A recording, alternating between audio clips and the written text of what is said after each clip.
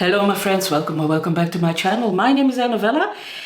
Yesterday they announced in Belgium and the Netherlands the European Award for Literature. That's a Dutch equivalent of the International Booker, but only for European books, all translated books, translated fiction. The long list consists of 14 books.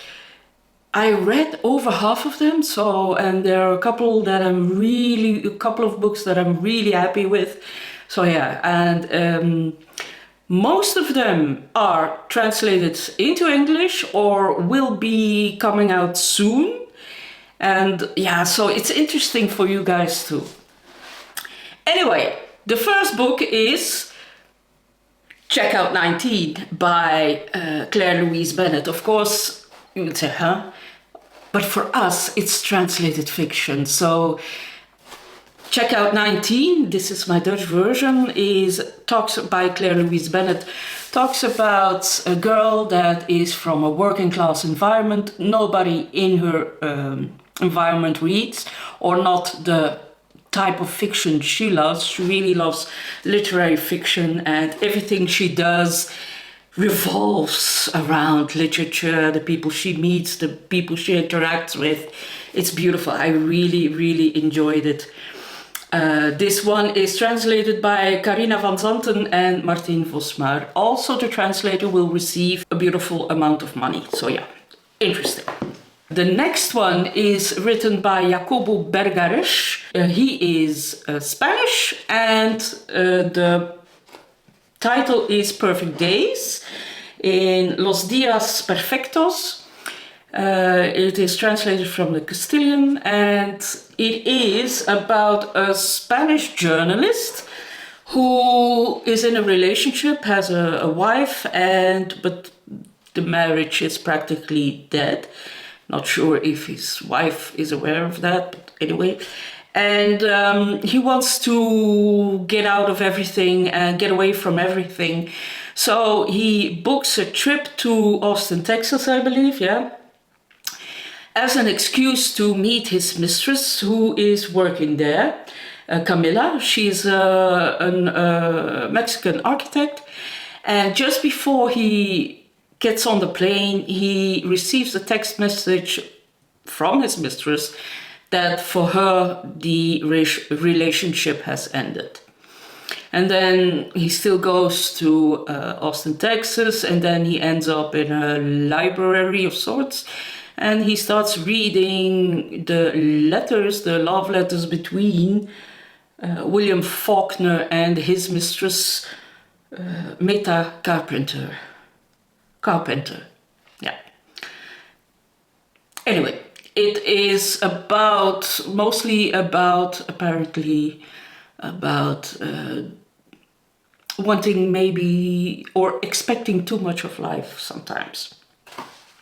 So yeah, the next one is a book that fascinates me. It is just by the name. The title of the book is just Bob, but the author is Helle,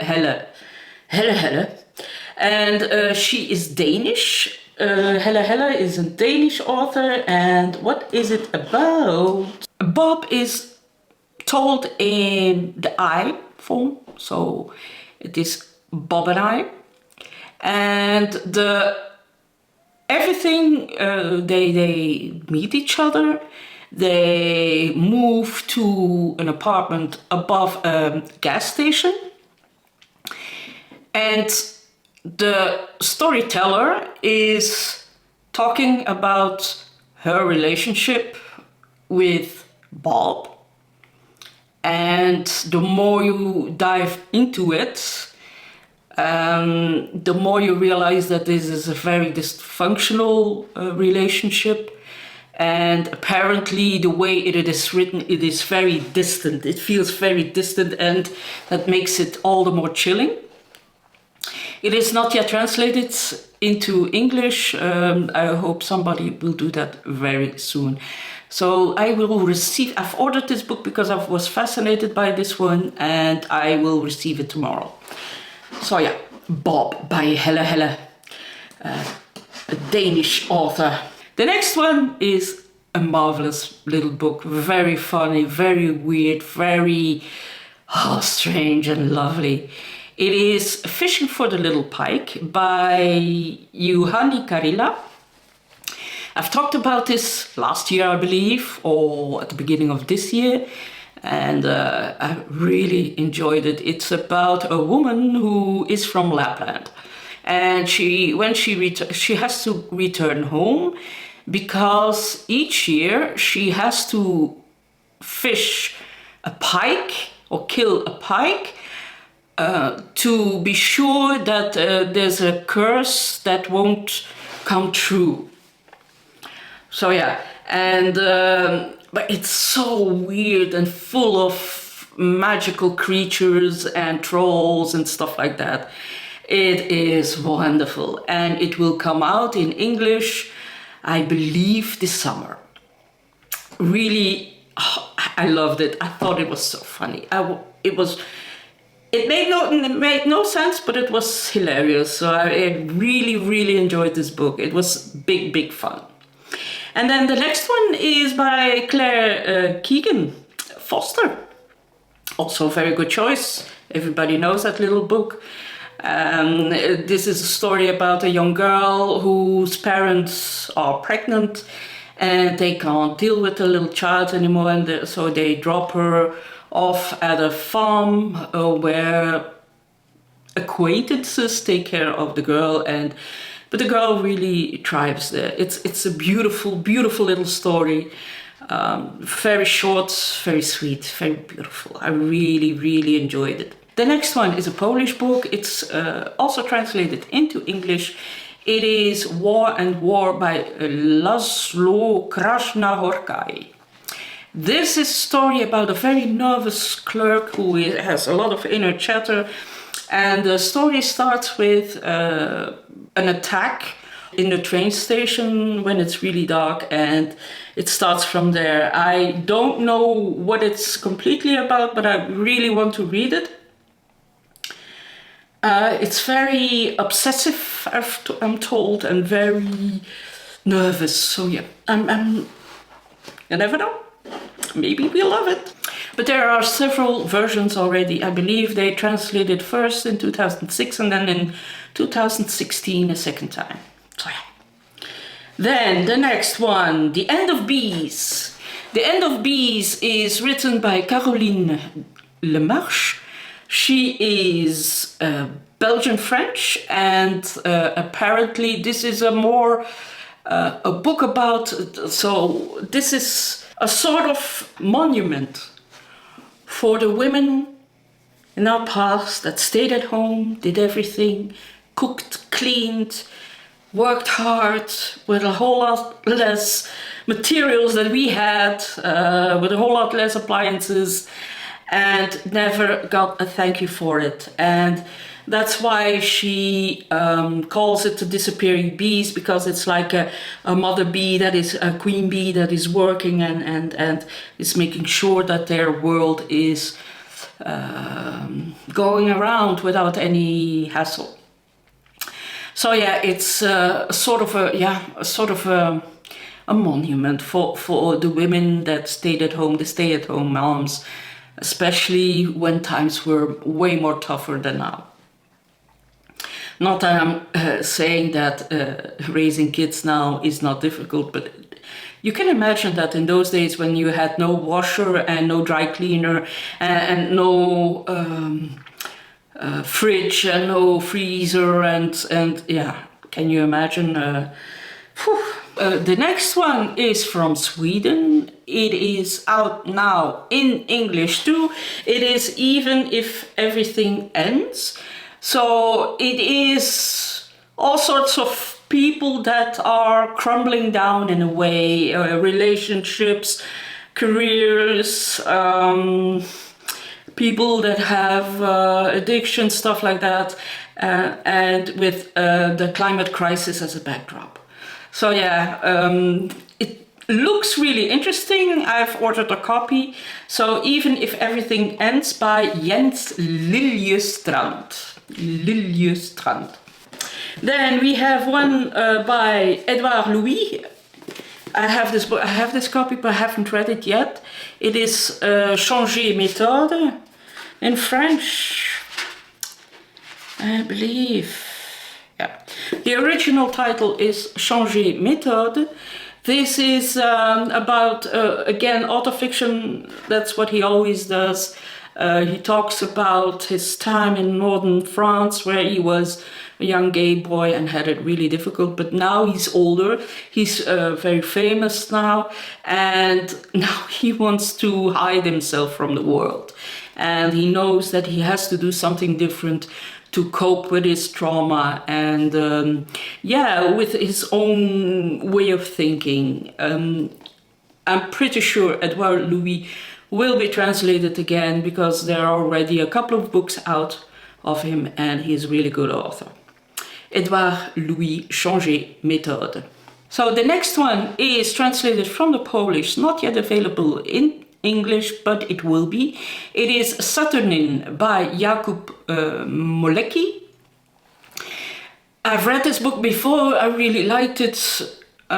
This was a 4-star read for me. It's about a man who looks back at his life where he was first a prize fighter, and then during the war he was forced to do stuff that he really didn't want to do, and now he has to live with that trauma. And it's heartbreaking. It's beautiful. Heartbreaking, beautiful. Yeah, I really highly recommend it. So I think it will come out somewhere in September, I believe. Not sure, but I think it was. Then the next one is Donkelbloem by Eva Menas. Not just translated in English. So Donkelbloem is about the dark past of a little town named Donkelbloem. So we're talking about around the era, around the fall of the Berlin Wall. So there are a lot of East German refugees that want to cross the border and go to West Germany. And things happen that aren't really okay. And there's also a body found, and everybody in the village keeps quiet. And the pressure that it brings. So yeah, it sounds like a really interesting book. I have it on my Kindle, but I haven't read it yet. And now, the book. That was, when I saw it, I was like, yay! It is so brilliant. So brilliant. So, this is by Senegalese author Mohamed Mbougar Sarr.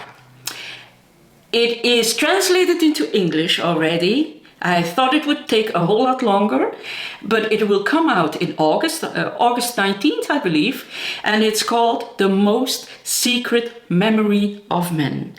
La plus secrète mémoire des hommes. This is such a brilliant, brilliant book. When I think of it, I have goosebumps. That's how much I love it. I adore this book. So what is it about? It's about a young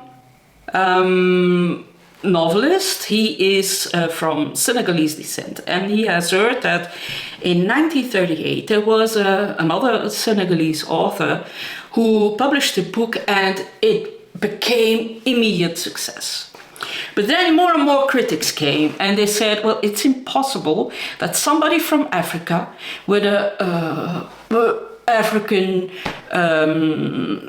mind and African education is capable of writing such a book. And then they start saying that it's plagiarism, that he used excerpts from other books, but he didn't. And the main character in this book wants to find this man, and because he has heard that that person is still alive, and he also wants to read the book because he has never read it, and he's so fascinated by that figure that he travels around the world to find him. And he comes to Belgium, he comes to Amsterdam. It's wonderful. You learn so much about the modern African literature and the high standards they have. And oh yeah, it's so wonderful, so wonderful. The Most Secret Memory of Man by Mohamed Mbougar Sarr. Oh, buy this book, really. Order it already. It is amazing, amazing. Got goosebumps again. Yeah, oh, I was so happy when I saw this. And then two more. Another favorite. This is my Dutch version, Snow Dog Foot by Claudio Morandini. This is mind-blowing good. It is really, really, really good. This is the story about an old man who lives up north in Italy, in the mountains. And he lives so remote that he can only reach the village down in the valley during the summertime. So during the wintertime, he has to stay in his little cabin. And at a certain point, he meets a dog. And he starts having conversations with that dog. And then they find a foot in the snow, a bare foot. Snow dog foot. It is flabbergasting. This is high literature. High literature. Love it. Love it.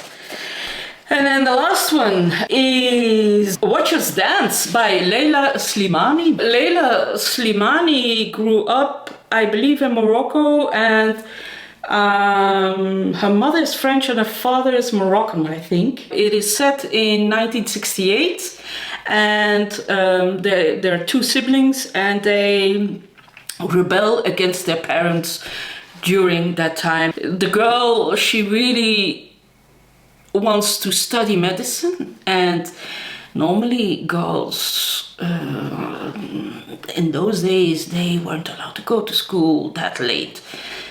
There are even countries now, look at Afghanistan, the girls are prohibited to study or to go to school, to learn to read and write. Keeping them dumb and stupid is a lot easier to keeping them under control. So yeah, apparently it's a very sexy, stylish and sophisticated book. Watch Us Dance by Leila Slimani. You kind of guessed what my favorites are. I'm really hoping, I have my fingers crossed for Mohamed Mbougar Sarr or Claudio Morandini, which is also a brilliant book. Fishing for the Little Pike is just funny. It's not as magnificent as the Mohamed Mbougar Sarr book, but it's fun, it's novel, it's great. Suttoning, I liked it, I enjoyed it.